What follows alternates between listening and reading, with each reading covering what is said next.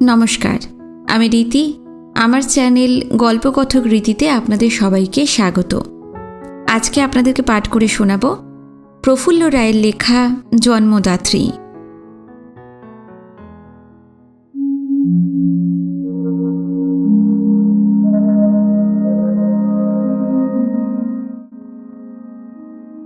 ধপধপে উর্দি পড়া দারোয়ান গেট খুলে দিতেই লাল মারুতি ওমনিটা ভিতরে ঢুকে নুড়ির রাস্তার ওপর দিয়ে যে উঁচু পিলারওয়ালা বিশাল তেতলা বাড়িটার সামনে এসে দাঁড়ালো তার নাম মুখার্জি ভিলা। ওটার দিকে তাকানো মাত্রই গথিক স্থাপত্যের কথা মনে পড়ে যায়। ছড়ানো কম্পাউন্ডের মাঝখানে দাঁড়িয়ে থাকা এই বাড়িটার সামনে, পিছনে এবং দুপাশে অনেকটা করে ফাঁকা জায়গা। সামনের দিকে চমৎকার ফুলের বাগান, নুড়ির রাস্তাটা তার মাঝখান দিয়ে চলে গেছে। পিছনে গ্যারেজ, সার্ভেন্টস কোয়ার্টার্স ইত্যাদি। দুপাশে লাইন দিয়ে রয়্যাল পাম, যেগুলোর মাথা উদ্ধত ভঙ্গিতে সোজা আকাশে গিয়ে ঠেকেছে। এই বনস্পতিগুলো মুখার্জি ভিলার অহংকার। 70-80 বছর আগে তৈরি এই বাড়িটাকে কলকাতার হেরিটেজ বিল্ডিংয়ের তালিকায় রাখা যেতে পারে। মারুতি ওমনিটা চালিয়ে এনেছিল রাহুল। দারুণ সুপুরুষ, 6 ফিটের মতো হাইট, তার লম্বাটে মুখ, চওড়া কপাল, ব্যাক ব্রাশ করা চুল, উজ্জ্বল চোখ, টকটকে রং। সব কিছুতেই এমন এক রুচি আর আভিজাত্য রয়েছে যা মুহূর্তে তার বংশ পরিচয় জানিয়ে দেয়। খুব বনেদি বিত্তমান পরিবারে সে জন্মেছে। চাবি দিয়ে গাড়ির ইঞ্জিন বন্ধ করে বাঁ পাশে তাকালো রাহুল। পারমিতা 2 হাত কোলের উপর রেখে আড়ষ্টের মতো বসে আছে। আজ নভেম্বরের 2 তারিখ। কদিন আগেই দুর্গাপুজো শেষ হয়েছে। শরৎকালের পর হেমন্তের শুরু থেকে কলকাতার তাপমাত্রা নামতে থাকে। এখন এই বিকেলবেলায় বাতাসে বেশ একটা ঠান্ডার আমেজ। তবুও পারমিতার কপালে দানা দানা ঘাম জমেছে। ভেতরকার লুকোনো টেনশন ফুটে উঠেছে চোখে মুখে। পারমিতার মনোভাবটা বুঝতেই পারছিল রাহুল। আজই প্রথম তার মা স্বর্ণলতা ওকে ডেকে পাঠিয়েছেন। নামটা যেমনই হোক, মায়ের স্বভাবে লতার মতো নমনীয়তা নেই। যা আছে তা হলো রূঢ় কাঠিন্য। কখনো কখনো সেটাকে নিষ্ঠুরতা মনে হতে পারে। স্বর্ণলতা সম্পর্কে আগেই পারমিতাকে সব জানিয়ে দিয়েছিল রাহুল। কোনো কিছুই গোপন করেনি। আসলে মানসিক দিক থেকে প্রস্তুতি নেওয়ার জন্য তাকে যথেষ্ট সময় দিয়েছে সে। কিন্তু ঘণ্টাখানেক আগে টালিগঞ্জে এই মারুতি ওমনিতে পারমিতা যখন উঠল, তখনও তার যে মনোবলটুকু ছিল, মুখার্জি ভিলায় আসার সঙ্গে সঙ্গেই তার সামান্যই অবশিষ্ট আছে। পারমিতার বয়স 30-এর কাছাকাছি, কিন্তু 24-25-এর বেশি দেখায় না। আশ্চর্য কোনো ম্যাজিকে বয়সটাকে সে যেন 4-5 বছর কমিয়ে রেখেছে। রং একটু চাপা হলেও তার ডিম্বাকৃতি নিটোল মুখমণ্ডল, বড় বড় দীর্ঘ চোখ, নাক, চিবুক, গ্রীবা, সতেজ স্বাস্থ্যের লাবণ্য, সব মিলিয়ে অলৌকিক একটা ব্যাপার আছে। স্বর্ণলতা জাঁকজমক খুব পছন্দ করেন, তাই পারমিতাকে আজ তার একমাত্র দামি শাড়ি, একটা সবুজ কলাপাতা রঙের মাইসোর সিল্ক, যার আঁচল আর পাড়ে দারুণ সব নকশা, পরতে হয়েছে। বিউটি পার্লারে গিয়ে চুল বেঁধেছে। যে সামান্য কটা গয়না আছে তাও পড়েছে। তাকে মায়া কাননের কোনো পরীর মতো মনে হচ্ছে। পারমিতার কাঁধটা আলতো করে ছুঁয়ে নিচু গলায় রাহুল বলল, বি স্টেডি। সে বুঝতে পারছিল তার নিজের গলাও কাঁপছে। হয়তো পারমিতার টেনশনটা তার মধ্যেও চারিয়ে গেছে। পারমিতা চুপ করে থাকে। রাহুল এবার গাড়ি থেকে নেমে ওধারের দরজা খুলে দিতে দিতে বলল, নামো। অনেকটা যন্ত্রচালিতের মতো নিঃশব্দে নেমে এলো পারমিতা। গাড়িটা যেখানে থেমেছে তার পাশ থেকে শ্বেতপাথরের চওড়া চওড়া সিঁড়ি। রাহুলের পাশাপাশি সেগুলো পেরিয়ে ওপরে চাতালে উঠে এলো সে। এখানে দুধারে মোটা মোটা থামের সারি। তার মাঝখান দিয়ে খানিকটা এগুলে কারুকাজ করা প্রকাণ্ড দরজা, যার মাথার দিকটা অর্ধগোলাকার। দরজা খোলাই ছিল। ভেতরে পা দিতেই লাল কার্পেটে মোড়া মস্ত হল ঘর। 4-5 সেট সোফা, সেন্টার টেবিল, ছোট ছোট টিপয় নানা জায়গায় সাজানো রয়েছে। একধারে দারুণ একটা পিয়ানো চোখে পড়ে।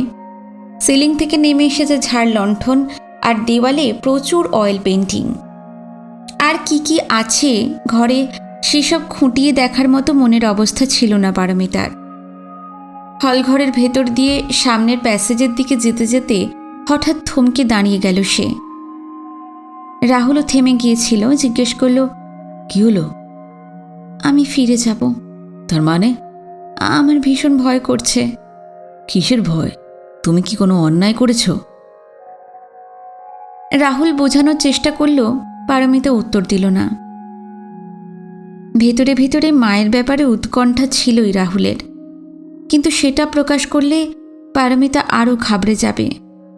তাই আগাগোড়া নিজেকে স্বাভাবিক রাখতে চেষ্টা করছে। সে বলল, কোনো চিন্তা নেই, আমরা যা ঠিক করেছি সেটাই হবে। পারমিতার একটা হাত ধরে সামনের দিকে এগিয়ে দিতে দিতে বলল, চলো। হলঘরের ডান পাশে একটা প্যাসেজ, সেখান দিয়ে খানিকটা গেলে দোতলায় ওঠার জন্য পেতলের পাত বসানো কাঠের ঘোরানো সিঁড়ি। সেখানে একটা মাঝবয়সী কাজের লোককে দেখা গেল। রাহুল জিজ্ঞেস করল, মা কোথায় অতুলদা? অতুল নামের লোকটা দ্রুত একবার পারমিতাকে দেখে নিয়ে বলল, দোতলার হলঘরে আপনাদের জন্য বসে আছেন, বড় সাহেবও আছেন। রাহুল যে পারমিতাকে নিয়ে আসবে খুব সম্ভব সে তা জানে। হয়তো স্বর্ণলতা বলে থাকবেন, কিংবা অন্য কোনোভাবে শুনেছে। বড় সাহেব অর্থাৎ রাহুলের বাবা জ্যোতিভূষণ, সেও অপেক্ষা করছেন জেনে ভীষণ অবাক হলো রাহুল। সাংসারিক কোনো ব্যাপারেই থাকেন না তিনি। পড়াশোনা, বিশ্ববিদ্যালয়ের অধ্যাপনা, ইতিহাস এবং পুরাতত্ত্ব বিষয়ে গবেষণা, এছাড়া অন্য কোনো বিষয়েই তার আগ্রহ নেই। ঐতিহাসিক হিসেবে জ্যোতিভূষণের খ্যাতি আন্তর্জাতিক। শুধু এদেশেরই নয়, ইউরোপ আমেরিকার নামকরা পাবলিশাররা তার অনেক বই প্রকাশ করেছে। নানা কনফারেন্স, বিদেশের ইউনিভার্সিটিতে ভিজিটিং প্রফেসর হিসেবে পড়ানো ইত্যাদি কারণে প্রায়ই লন্ডন, সিডনি, টরন্টোতে ছুটতে হয় তাকে। রাহুলরা 3 ভাই বোন, সে সবার ছোট। দিদিদের বিয়ে হয়ে গেছে। ছেলেমেয়েরা কে কি পড়বে, মেয়েদের কোথায় বিয়ে হবে, এইসব ব্যাপারে অবশ্য স্বর্ণলতার মতামতই শেষ কথা। রাহুলের ধারণা, জ্যোতিভূষণ যে আজ দোতলায় বসে আছেন সেটা মা চেয়েছেন বলেই। হয়তো পারমিতা সম্পর্কে তিনি একা কোনো সিদ্ধান্ত নিতে চান না। ওপরেও হুবহু একতলার মতোই একটা হলঘর, তেমনি কয়েক সেট সোফা, ঝাড়বাতি, অয়েল পেন্টিং। বাড়তির মধ্যে রয়েছে টিভি, ভিসিআর আর গোটা চারেক নানা রঙের টেলিফোন, অজস্র কিউরিও আর পেতলের অসংখ্য টবে বিচিত্র চেহারার সব অর্কিড। হলঘরটার 3 দিকে 4-5টা বেডরুম। নিচের তলার মতোই ডান দিকে প্যাসেজ, অর্থাৎ তেতলায় ওঠা সিঁড়িটা ওইখানেই। রাহুলের সঙ্গে দোতলায় আসতেই পারমিতার চোখে পড়ল হলঘরের ঠিক মাঝখানে ঝাড়বাতির তলায় 2টো আলাদা সোফায় বসে আছেন স্বর্ণলতা আর জ্যোতিভূষণ। তাদের কথা এতবার রাহুলের মুখে শুনেছে যে দেখা মাত্রই চিনতে পারল। স্বর্ণলতার বয়স 55-56, চুলের অনেকটাই সাদা হয়ে এসেছে, ত্বকের চিকন মসৃণতাও তেমন নেই। তবু সৌন্দর্যের যে রশ্মিগুলো এখনও থেকে গেছে চোখ ঝলসে দেওয়ার পক্ষে তা যথেষ্ট। তার সাজসজ্জায় রয়েছে নিখুঁত বনেদিয়ানার ছাপ। ঘি রঙের যে মূল্যবান সিল্কি শাড়িটি তিনি পরেছেন তার পাড়ে নানা রঙের সুতোর কারুকাজ। আংটি, নাকছাবি, ব্রেসলেট এবং সরু হারের পেন্ডেন্ট সব কিছুতেই হিরে বসানো। খুব সম্ভবত বিউটি পার্লার থেকে তিনিও চুল বাঁধিয়ে এসেছেন। সৌন্দর্য আর আভিজাত্যের সঙ্গে তার পা থেকে মাথা পর্যন্ত এমন এক অটুট গাম্ভীর্য রয়েছে যাকে দাম্ভিকতা মনে হতে পারে। রাহুলের সঙ্গে জ্যোতিভূষণের চেহারার দারুণ মিল। ওরা যে বাবা এবং ছেলে বলে দিতে হয় না। 30-32 বছর পর চুল পাকলে, শরীরে বেশি করে মেদ জমলে, ত্বকের উজ্জ্বলতা নষ্ট হলে রাহুল তার বাবার মতোই হয়ে যাবে। জ্যোতিভূষণের পরনে ঘরোয়া পোশাক, ধবধবে পাজামা আর পাঞ্জাবি। এই বয়সেও তার চুল বেশ ঘন, চোখে পুরু ফ্রেমের বাইফোকাল চশমা।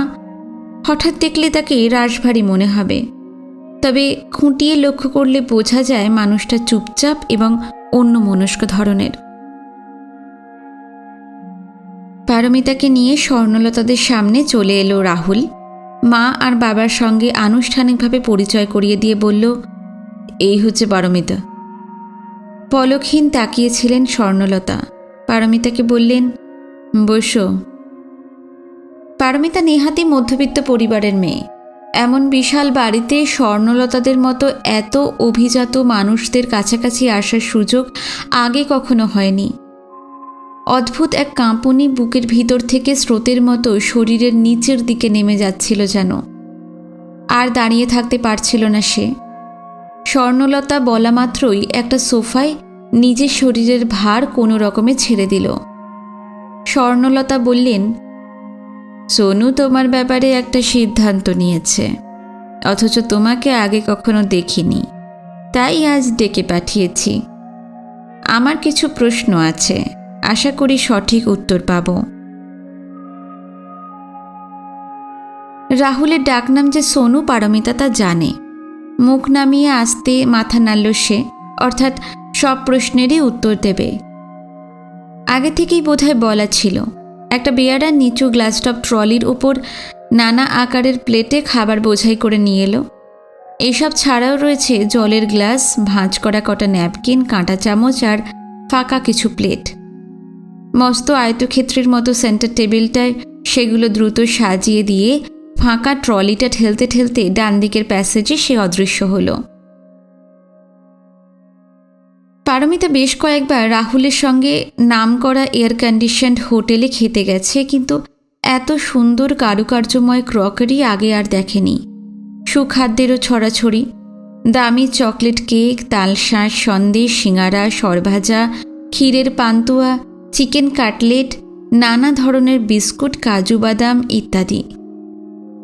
পারমিতা শুনেছে বনেদি বাড়িতে আতিথেয়তায় কোনো রকম ত্রুটি হয় না। এখানে এসে নিজের চোখেও তাই দেখতে পেল।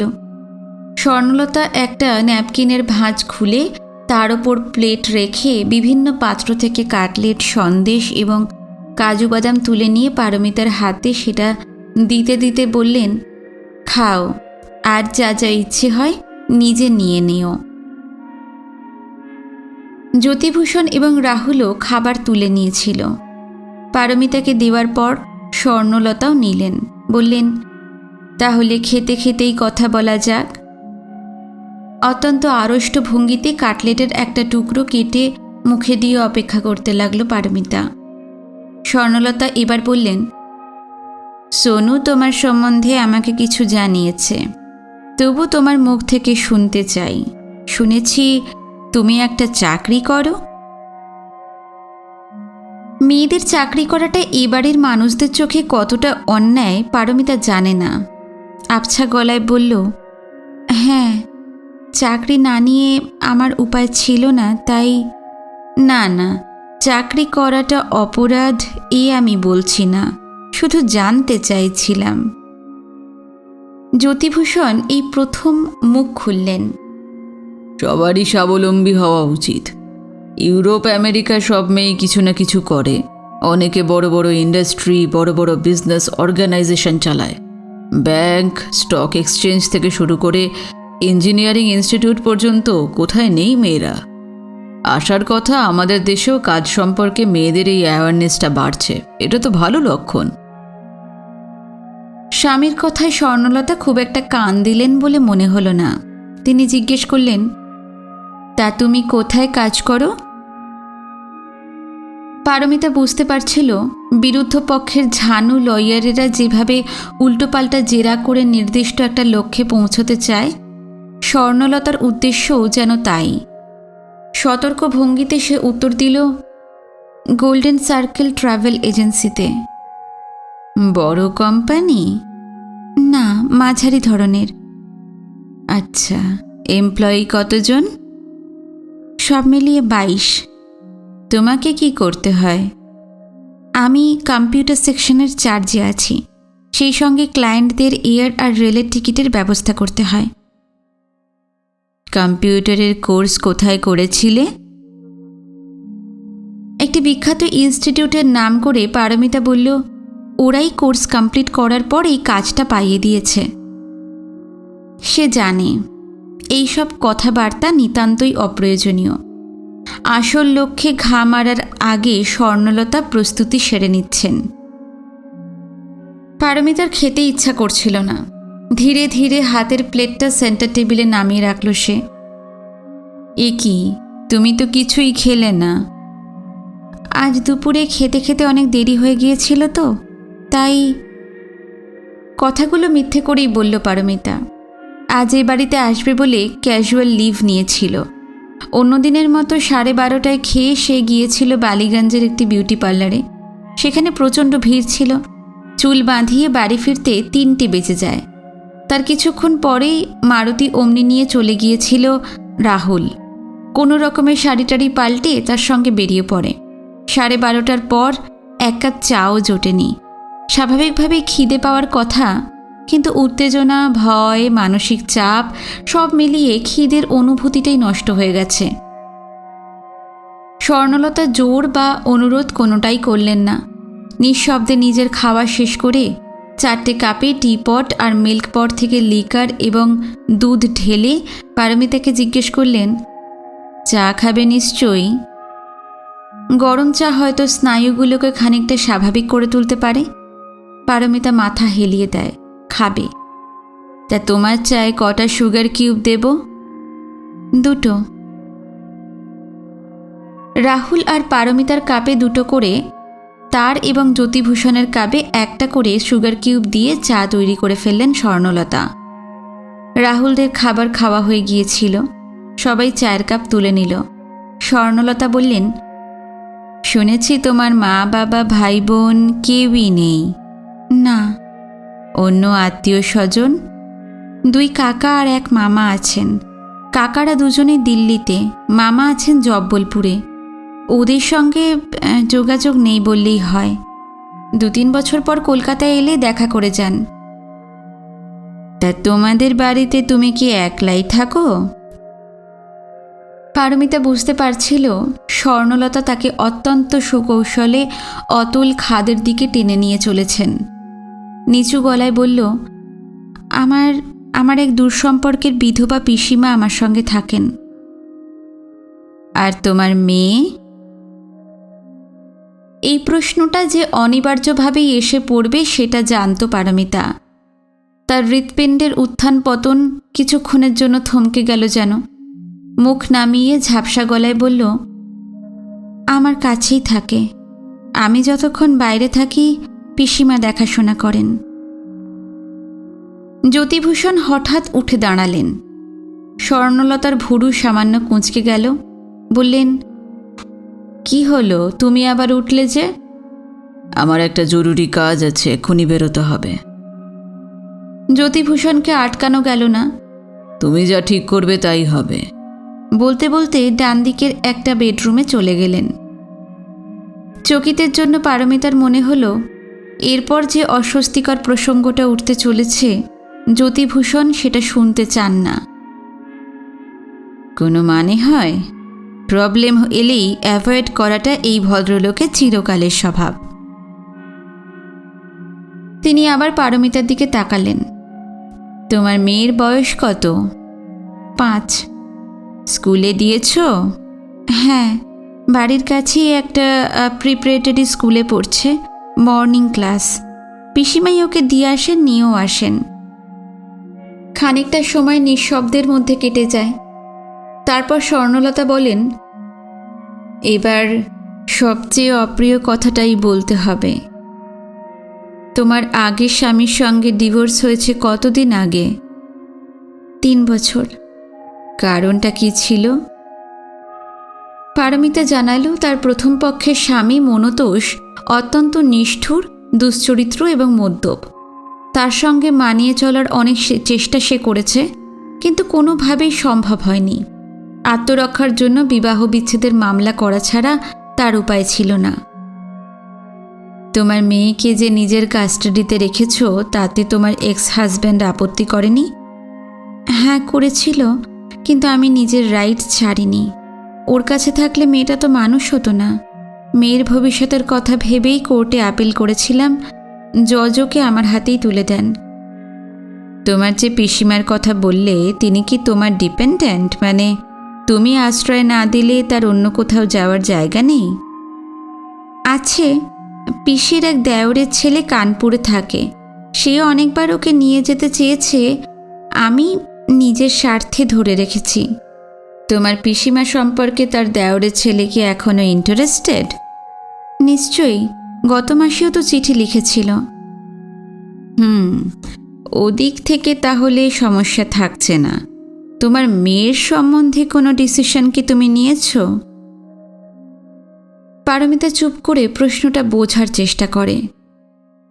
স্বর্ণলতা ফের বললেন, আমি বলতে চাইছি, সোনুর সঙ্গে তোমার বিয়েটা যদি হয়, যদিও এ জাতীয় বিয়ে আমাদের পছন্দ নয়, তাহলে তোমার মেয়ের কি হবে? সে কোথায় থাকবে? পারমিতা এতটাই চমকে উঠল যে তার গলা থেকে দুর্বোধ্য গোঙানির মতো একটা আওয়াজ বেরিয়ে এলো। স্বর্ণলতা বলতেই থাকেন, আমাদের আত্মীয় স্বজন বন্ধু বান্ধব আছেন, 2 মেয়ে শ্বশুর বাড়ির লোকজনেরা আছে, এই বিয়েটা তাদের কাছে বাঞ্ছনীয় নয়। তবু সোনুর জেদে আমরা রাজি হয়েছি। মেয়ের ব্যবস্থা করে তোমাকে এই বাড়িতে আসতে হবে। পারমিতা বিহবলের মতো তাকিয়ে থাকে। একসময় রুদ্ধস্বরে জিজ্ঞেস করে, কি ব্যবস্থা করব? সেটা তোমাকেই ভাবতে হবে, তবে একটা পরামর্শ আমি দিতে পারি, সেটা করা যায় কিনা চিন্তা করে দেখতে পারো। বলুন। তোমার আগের স্বামী কোথায় থাকেন? ব্যাঙ্গালোরে। মেয়েকে তার কাছে পাঠিয়ে দিতে পারো? তা কি করে সম্ভব? কেন অসম্ভব কেন? পারমিতা বোঝাতে চেষ্টা করে রীতিমতো যুদ্ধ করে কোর্ট থেকে সন্তানের অধিকার সে আদায় করে নিয়েছে। এখন যেছে তাকে তার বাবার কাছে ফিরিয়ে দেওয়াটা শুধু অসম্মানজনকই নয়, সাংঘাতিক পরাজয়ও। কিন্তু তার চেয়েও বড় কারণ, মনতোষ ফের বিয়ে করেছে। তার নতুন সংসারে মেয়েটা কতটা যত্ন, সমাদর আর স্নেহ পাবে সে সম্পর্কে পারমিতার যথেষ্ট সংশয় রয়েছে। স্বর্ণলতাকে এবার রোবটের মতো দেখায়। ভাবলেশহীন মুখে তিনি বলেন, আমার যা বলার আমি বলেছি, এখন তুমি কি করবে সেটা তোমাকেই ঠিক করতে হবে। রাহুল তার প্রবল ব্যক্তিত্ব সম্পন্ন মাকে খুব ভয় পায় এবং তার সামনে কুঁকড়ে থাকে। এতক্ষণে সে মুখ খুলল, ঢোক গিলে বলল, মা, তুমি বাচ্চাটার কথা সিম্প্যাথেটিক্যালি, তোমরা যথেষ্টই অ্যাডাল্ট। ইচ্ছে করলে আমাদের অনিচ্ছা সত্ত্বেও বিয়ে করতে পারো। তেমন কিছু করলে এ বাড়ির সঙ্গে কিন্তু তোমাদের কোনো সম্পর্ক থাকবে না। বলতে বলতে স্বর্ণলতা উঠে পড়লেন। অর্থাৎ এ নিয়ে আর কোনো আলোচনাই তিনি করবেন না। পারমিতা উঠে দাঁড়ালো আচ্ছন্নের মতো। কিছুক্ষণ পর রাহুলের পাশে বসে টালিগঞ্জের দিকে যেতে যেতে দুর্মনস্কের মতো জানালার বাইরে তাকিয়েছিল পারমিতা। কলকাতা মেট্রোপলিসে সন্ধে নেমে গিয়েছিল। কর্পোরেশনের আলো এবং বড় বড় মাল্টিন্যাশনাল কোম্পানির নিয়ন সাইন এর মধ্যেই জ্বলে উঠেছে। অজস্র আলো, গাড়ির স্রোত, মানুষের ভিড়, দুধারে উঁচু উঁচু সব বাড়ি এবং অন্যান্য দৃশ্যাবলী কিছুই যেন দেখতে পাচ্ছিল না পারমিতা। চোখের সামনে থেকে সব দ্রুত বিলীন হয়ে যাচ্ছিল। তারই মধ্যে দুরন্ত এক উজান টানে সে কয়েক বছর পিছনে ফিরে যেতে থাকে। তার বাবা বনবিহারী দত্ত ছিলেন একটা বড় মার্চেন্ট ফার্মের বড়বাবু। আইএ পাশ করে ক্লার্ক হয়ে ঢুকেছিলেন। প্রমোশন পেতে পেতে শেষ পর্যন্ত রিটায়ারমেন্টের কিছু আগে একটা সেকশনের ইনচার্জ হতে পেরেছিলেন। খুব একটা উচ্চাশা তার ছিল না। চাকরিতে আরও উঁচুতে যে উঠতে পারেননি সেজন্য আক্ষেপও না। মাঝারি মাপের আশা আকাঙ্ক্ষা নিয়ে গতানুগতিক দিন কাটিয়ে গেছেন। অত্যন্ত শান্ত, নির্বিরোধী, ভদ্র মানুষ। মাও বাবার মতো সাধাসিধে, সরল। সংসারের ঘোঁড়প্যাচ বিশেষ বুঝতেন না মা। এদের মেয়ে পারমিতার কিছু উচ্চাকাঙ্ক্ষা ছিল। ম্যারম্যারে জীবনযাপনের কথা সে ভাবতে পারত না। তবে যা সে চায় সেটা না পেলে ছিনিয়ে নিতে হবে এমন তীব্র আগ্রাসী ব্যাপারও তার মধ্যে ছিল না। যা ছিল তা হলো কোমল, রঙিন, গোপন একটি স্বপ্ন। ভালো বিয়ে হবে, স্বামী হবে সুদর্শন, শিক্ষিত, প্রচুর অর্থ থাকবে তাদের, হাতের সামনে সাজানো থাকবে আরামের অজস্র উপকরণ। কখনো কখনো অলৌকিকভাবে ইচ্ছাপূরণ ঘটে যায়। পারমিতার জীবনেও তাই হয়েছিল। ইংরাজিতে মোটামুটি একটা অনার্স পেয়ে বিএ পাশ করার 3 মাসের মধ্যে মনতোষের সঙ্গে বিয়ে হয়ে গিয়েছিল তার। এর ভেতর প্রেম টেমের কোনো ব্যাপার নেই। তার মায়ের এক মাস্তুতো বোন সম্পর্কে মাসি এই সম্বন্ধটা এনেছিলেন। মনতোষরা একটি সুন্দরী মেয়ে খুঁজছে, তাদের দাবি দেওয়া কিছু নেই। খবরটা পেয়েই মাকে জানিয়ে দিয়েছিলেন তিনি। স্বাস্থ্যবান MBA স্বামী, মাল্টিন্যাশনাল কোম্পানিতে তার এক্সিকিউটিভ পোস্ট, বিরাট স্যালারি, পর্যাপ্ত পার্কস, কেয়াতলায় 1200 স্কোয়ার ফিটের ফ্ল্যাট, 24 ঘন্টার জন্য কোম্পানির গাড়ি, প্রতি বছর হিল্লি দিল্লি ঘুরে বেড়ানোর জন্য অঢেল ট্রাভেল অ্যালাওয়েন্স, অর্থাৎ পারমিতার স্বপ্নের মাপে মাপে সমস্ত কিছু মিলে গিয়েছিল। 2 বছর ঘোরের মধ্যে কেটে যায়। বিবাহিত জীবনের শুরু থেকেই পারমিতা জেনে গেছে মনতোষ ড্রিঙ্ক করে। মদ্যপানটা মধ্যবিত্ত বাড়িতে ট্যাবুর মতো। প্রথম পারমিতার মানিয়ে নিতে অসুবিধে হতো। মনতোষ বুঝিয়েছে বিশাল কোম্পানির এক্সিকিউটিভ পোস্টে কাজ করতে হলে পার্টিতে যেতে হয়, পার্টিতে গেলে ড্রিঙ্ক করতে হয়। ক্রমশ পারমিতা এটাও মেনে নিয়েছিল। এর মধ্যে তাদের একটি মেয়েও হয়ে গেছে, রুনি।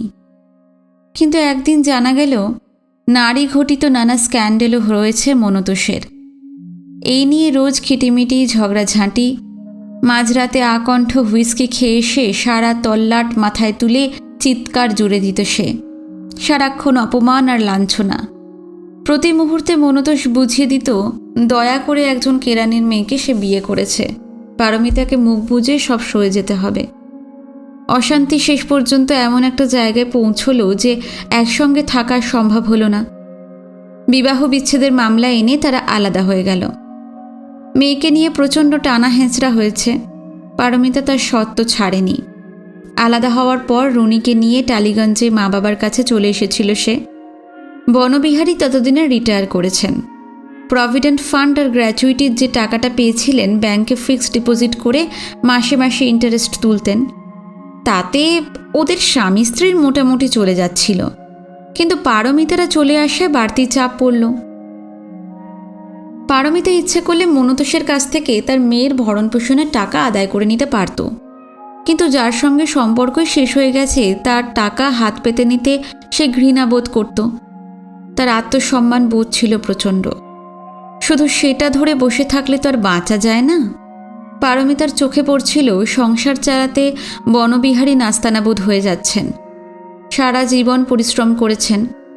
রিটায়ারমেন্টের পর কোথায় নিরুদ্বেগ শান্তিতে বাকি দিনগুলো কাটিয়ে দেবেন তা নয়, ফের একটা পার্ট টাইম কাজ জোগাড় করে নিতে হয়েছিল তাকে।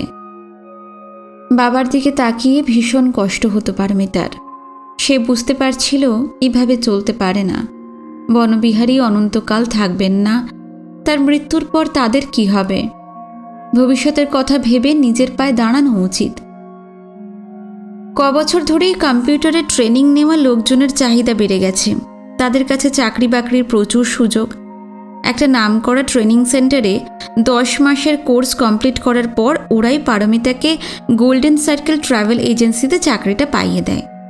মানসিক চাপ, দুশ্চিন্তা ক্রমশ কাটতে থাকে তার। বছরখানেকের ভেতর পারমিতা জীবনটাকে যখন ফের গুছিয়ে নিতে শুরু করেছে, সেই সময় 1 মাস আগে পরে আচমকা মা আর বাবার মৃত্যু হলো। পারমিতার সামনে চারিদিক একেবারে অন্ধকার হয়ে যায়। বাড়িতে সে এবং রুনি ছাড়া আর কেউ নেই। ওইটুকু বাচ্চা মেয়েকে একা ফেলে কি করে অফিস যায় সে? মেয়ের দেখাশোনা করতে হলে চাকরি ছাড়তে হয়, আর চাকরি ছাড়লে খাবে কি? পারমিতার যখন এইরকম দিশেহারা অবস্থা, সেই সময় সমস্যাটা সামলে নেওয়া গেল। দূরসম্পর্কের বিধবা পিসি রাজলক্ষ্মীকে পেয়ে যায় সে। 60-এর কাছাকাছি বয়স, নিঃসন্তান, স্বাস্থ্য ভালো এবং পিছুটান বলতে কিছু নেই। তাছাড়া মানুষটি অত্যন্ত স্নেহপ্রবণ। সংসারের সব দায়িত্ব নিজের হাতে তুলে নিলেন।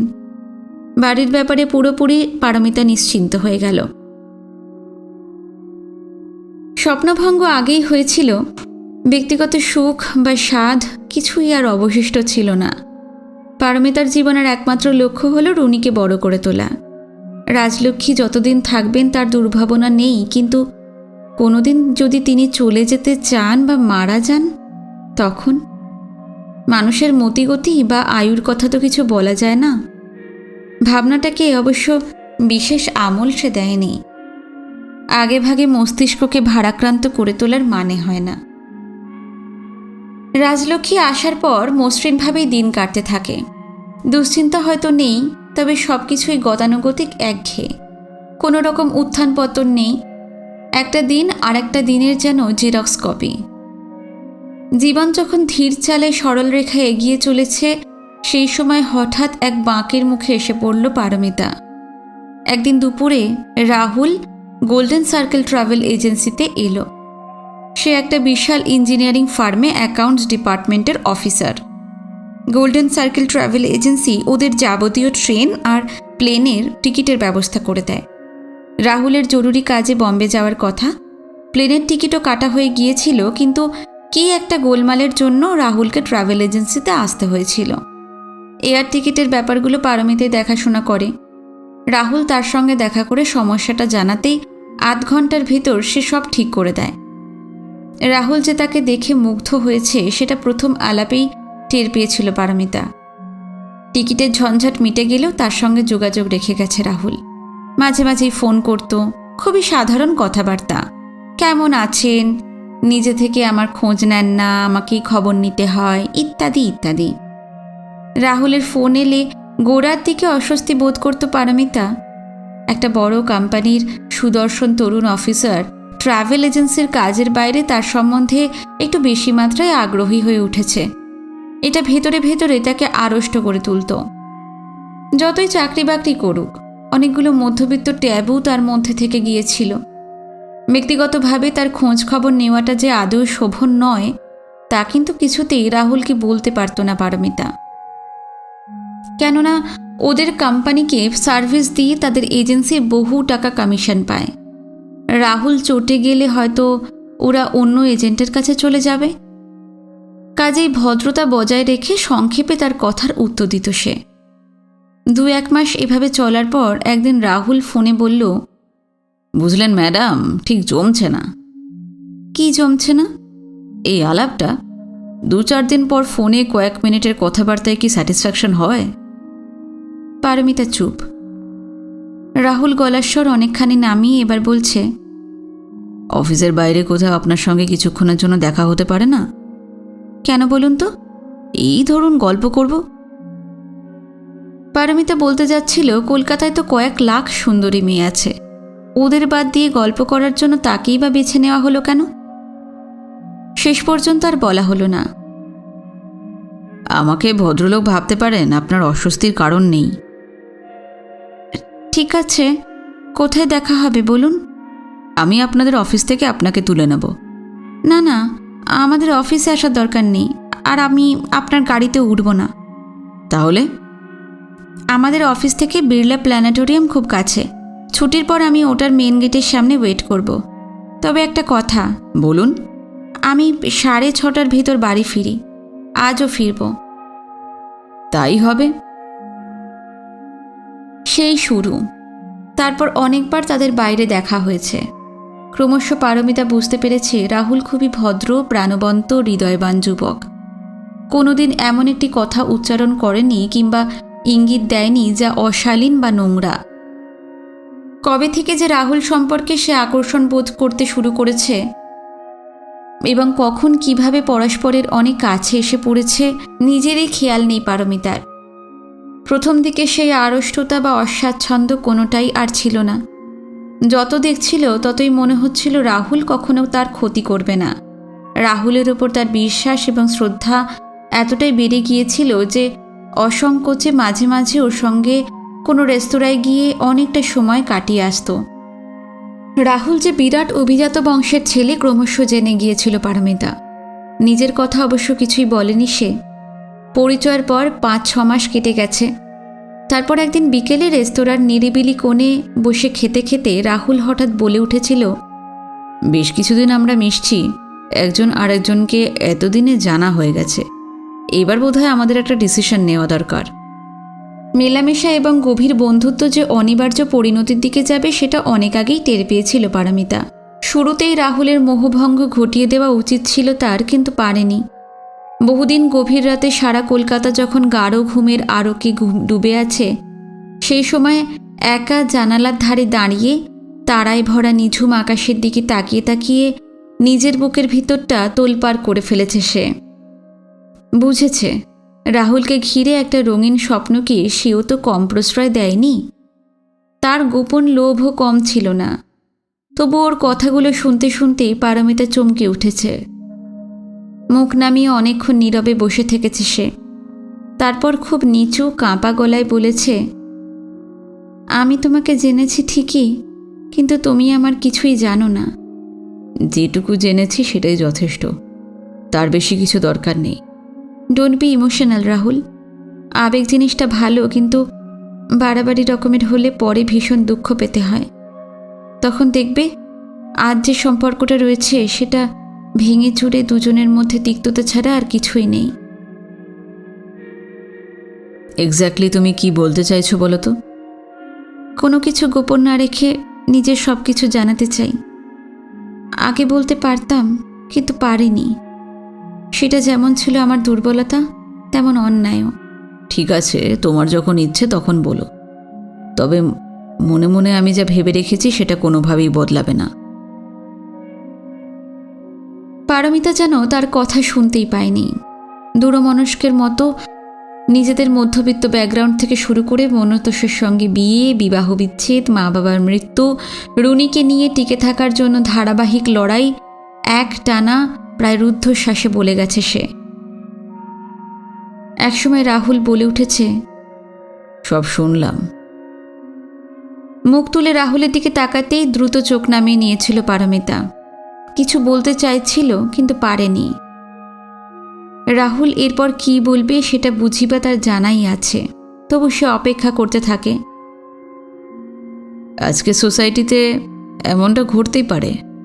তুমি যে সো কল্ড সতী সাধীদের ট্র্যাডিশনের ফাঁদে পা দিয়ে একটা বাজে লোকের সঙ্গে থেকে বাকি জীবনটা নষ্ট করে দাওনি, বরং সাহস করে ডিভোর্স নিয়ে বেরিয়ে এসেছো, সেজন্য শ্রদ্ধাই হচ্ছে। আমার দিক থেকে তোমার ব্যাপারে কোনো রকম হেজিটেশন নেই। কিন্তু রুনি, মনে হয় সমস্যা হবে না। তবে কি? আমাদের বংশে এরকম বিয়ে তো কখনো হয়নি। মা বাবাকে, বিশেষ করে মাকে একটু বোঝাতে হবে।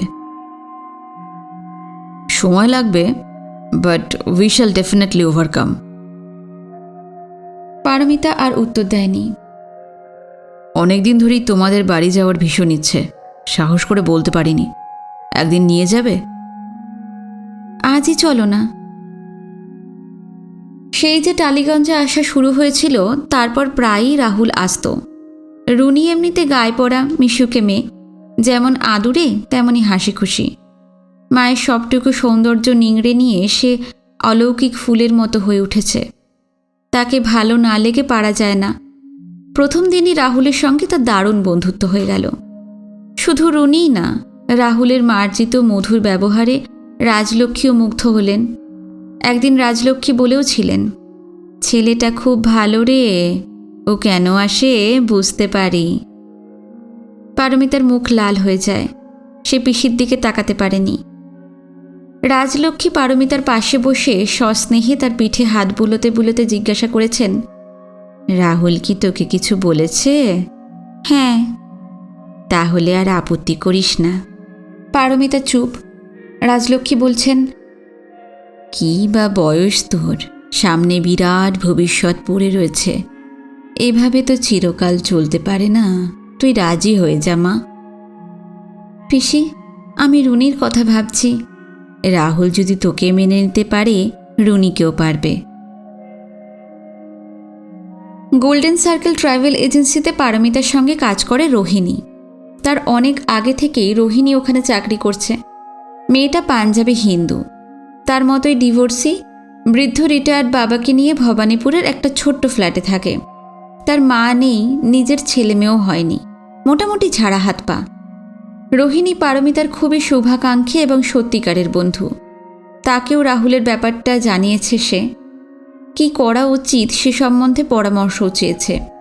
রোহিণী বলেছে, ছেলেটাকে তো ভীষণ সিম্প্যাথেটিক মনে হচ্ছে, তুই আপত্তি করিস না, তবে রুনির ব্যাপারটা ঠিক করে নিবি। এরপর রাহুলের সঙ্গে যতবারই দেখা হয়েছে পারমিতা জিজ্ঞেস করেছে, মাকে আমাদের কথা বলেছ? এখনো বলিনি, মানে তেমন সুযোগ পাচ্ছি না। কিছুদিন এইভাবে কেটে যাবার পর হঠাৎ একদিন রাহুল এসে বলল, মায়ের সঙ্গে আমার কথা হয়েছে। আমি ডিভোর্সি, আমার যে একটা মেয়ে আছে, এসব জানিয়েছ তো? হ্যাঁ। কিছু গোপন করনি তো? গোপন করে লাভ আছে? ধরা তো পড়তেই হবে। আর তাছাড়া আমরা অন্যায় তো কিছু করছি না। মা তোমাকে দেখতে চেয়েছে। আমাকে? হ্যাঁ। কবে যেতে পারবে বলো? যেতে যখন হবেই তখন আর দেরি করে কি হবে, তুমি যেদিন বলবে। তারপর রাহুল আজকের দিনটা ঠিক করেছিল। কতক্ষণ মারুতি ওমনির জানলার বাইরে তাকিয়েছিল খেয়াল নেই পারমিতার। কখন যে গাড়িটা ওদের টালিগঞ্জের বাড়ির সামনে এসে ফুটপাত ঘেঁষে দাঁড়িয়ে পড়েছে সেটাও লক্ষ্য করেনি। পারমিতা? আশ্চর্য, কোনো টাইম মেশিনে করে অতীতে চলে গিয়েছিল পারমিতা। আবার সে এই সময় ফিরে এলো। ধীরে ধীরে গাড়ি থেকে নেমে কলিং বেল বাজাতে রাজলক্ষ্মী দরজা খুলে দিলেন। পারমিতা ক্লান্ত পায়ে ভিতরে ঢুকতেই রুনি এসে তার কোলে ঝাঁপিয়ে পড়ল। তাকে জড়িয়ে ধরে একটা সোফায় বসে পড়ল সে। রাহুলও সঙ্গে সঙ্গে এসেছিল, কিন্তু সে বসল না। পারমিতার প্রতিক্রিয়া লক্ষ্য করতে করতে বলল, অত ভেঙে পড়ো না, একটা কিছু ব্যবস্থা হয়ে যাবে। পারমিতা কিছু বলল না। রাহুল বলল, আজ আমি যাই, কাল আবার আসবো। রাহুল চলে যাবার পর রুনি জিজ্ঞেস করল, মা, রাহুল আঙ্কেলদের বাড়িটা খুব সুন্দর, তাই না? আজ যে পারমিতা রাহুলদের বাড়ি গিয়েছিল সেটা সে জানে। পারমিতা অন্যমনস্কের মতো সাড়া দিল, রাহুল আঙ্কেল বলেছিল ওদের ছাদে অনেক পাখি, হরিণ আর খরগোশ আছে, তুমি দেখেছ? পারমিতা উত্তর দিল না। একধারে নিঃশব্দে দাঁড়িয়ে ব্যগ্রভাবে তাকে দেখছিলেন রাজলক্ষ্মী। আজ বিকেলের দিকে পারমিতা যখন রাহুলের সঙ্গে বেরুলো তখন থেকেই তিনি উদ্গ্রীব হয়ে আছেন। বললেন, ও বাড়িতে কি হলো রে? হ্যাঁ? স্বর্ণলতার সঙ্গে যা যা কথা হয়েছে পারমিতা সব জানিয়ে দিল। বলল, আমি কি করব পিসি, আমি যে কি করব বুঝতে পারছি না। বিহবলের মতো তাকিয়ে থাকেন রাজলক্ষ্মী। এই এমন এক জটিল সমস্যা যে কি বলবেন ভেবে পেলেন না। প্রচণ্ড অস্থিরতা পারমিতাকে যেন ক্রমশ বিপর্যস্ত করে ফেলতে লাগলো। তারই মধ্যে কোনো রকমে খাওয়া চুকিয়ে মেয়েকে নিয়ে শুয়ে পড়ল সে, কিন্তু ঘুম এলো না। বারবার রুনির দিকে ফিরে তার গায়ে মাথায় হাত বুলোতে বুলোতে ভাবল, স্বর্ণলতার শর্ত অনুযায়ী এই মেয়েটাকে ছেড়ে সে থাকবে কি করে, কোথায় বা তাকে রাখবে? পারমিতা পরদিন অফিসে গেল না। সমস্ত রাত ঘুম হয়নি, চোখ জ্বালা জ্বালা করছিল, সমস্ত শরীর জুড়ে গভীর অবসাদ। সে টের পাচ্ছিল ভিতরে ভিতরে ভেঙে সে চুরমার হয়ে যাচ্ছে। সন্ধ্যের দিকে রাহুল এলো, বলল, কি হলো? বিকেলে তোমাদের অফিসে ফোন করেছিলাম, তোমার বন্ধু রোহিণী বলল তুমি যাওনি, শরীর খারাপ নাকি? না না, তেমন কিছু নয়, বসো। রাহুলকে দেখেই রুনি তার কাছে চলে এসেছিল। পারমিতা তাকে বুঝিয়ে সুঝিয়ে অন্য ঘরে রাজলক্ষ্মীর কাছে পাঠিয়ে দিল। কি হলো? রুনিকে? তোমার সঙ্গে আমার আর্জেন্ট কিছু কথা আছে। রুনির এখানে থাকাটা ঠিক হবে না। কি কথা? তোমার মা কাল স্পষ্ট জানিয়ে দিয়েছেন তোমাদের বাড়িতে রুনির জায়গা হবে না। রাহুল ভীষণ অস্বাচ্ছন্দ্য বোধ করতে লাগলো, কিছু বলতে গিয়ে চুপ করে গেল। পারমিতা রাহুলের চোখে চোখ রেখে জিজ্ঞেস করল, আচ্ছা, তোমার লাইফে আমার কতটা প্রয়োজন? এতদিন পরে এরকম আননেসেসারি কথার কোনো মানে হয় কি? হয়। কীরকম? জানতে চাইছি আমার জন্য তুমি কত দূর যেতে পারো। সে তো তুমি জানোই। তোমার মা বলেছিলেন রুনিকে ওই বাড়িতে নিয়ে গেলে তোমার সঙ্গে ওদের কোনো সম্পর্ক থাকবে না। তুমি রুনি আর আমার জন্য বাড়ি থেকে চলে আসতে পারো? মা বাবাকে ছেড়ে? হ্যাঁ, কেননা রুনি কাছে না থাকলে আমি তো মরে যাব। আমাকে কয়েকদিন ভাবতে দাও। মানে পারমিতা আর উত্তর দিল না। রাহুলের আর একটা দিক কালই স্পষ্ট হয়ে উঠেছিল। স্বর্ণলতার মুখের ওপর জোর দিয়ে সে বলতে পারেনি পারমিতার সঙ্গে রুনিকেও মুখার্জি ভিলায় নিয়ে যাবে। সে ভীরু, দুর্বল, দ্বিধান্বিত। সারা জীবন ভাবলেও রুনির সম্বন্ধে তার পক্ষে সিদ্ধান্ত নেওয়া অসম্ভব। বাড়ি থেকে বেরিয়ে আসার মতো দুঃসাহস তার নেই। আজ সামনাসামনি বলা যাবে না। কাল চিঠি লিখে পারমিতা রাহুলকে জানিয়ে দেবে তার আর রুনির সম্বন্ধে রাহুলের আর ভাবার প্রয়োজন নেই।